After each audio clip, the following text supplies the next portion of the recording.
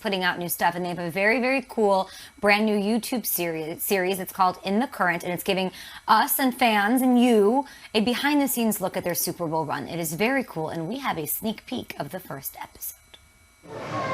What's up, big guy? How you doing? Nice to see you, man. Good to see you.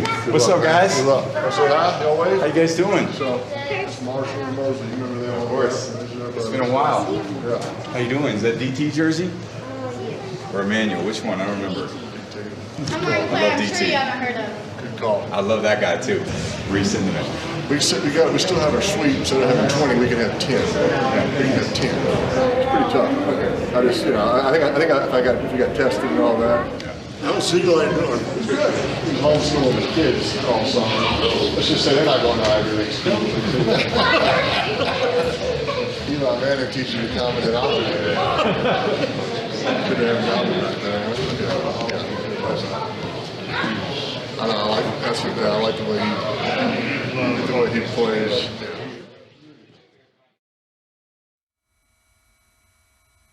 I mean, I'm so here for behind the scenes. I'm eating it up over here. You can see all new episodes every Wednesday at 8 p.m. Eastern on the Buccaneers YouTube channel. And the first of 6 episodes, History Begins, is actually available for you to watch now. So you can relive, get some behind the scenes of Brady, all of that. I had no idea Peyton Manning would be part of that, but hey, here he is as we bring in Will Selva, who I know is a part of the show and is going to bring us some news that better include the Jets, because that's what I teased. Yes, it is going to be Jets at the very end, though. Okay, and then I'll get your thoughts on the fantasy value, perhaps, as you're doing like your little dance there in the morning. Love it. We do start, though, in Jacksonville first as you dance the morning away, Kay, where there the Jaguars are treading lightly with top overall pick Trevor Lawrence and his bulky hamstring during minicamp. He did say, of course, that if there was a game, Lawrence would be able to play if necessary. But apparently, they're also being cautious as to officially handing the reins over to the rookie QB. While Lawrence has impressed his teammates at camp, Jacksonville passing game coordinator Brian Schottenheimer stopping short of naming Lawrence the starter just yet. You know, we certainly haven't named a starter, Gary. Our objective from day one was to build the best quarterback room that we could. You know, we knew what we had in Gardner. CJ was a guy that we looked at on film, and we saw him make a lot of the plays and have some of the athleticism that we really like from our quarterbacks.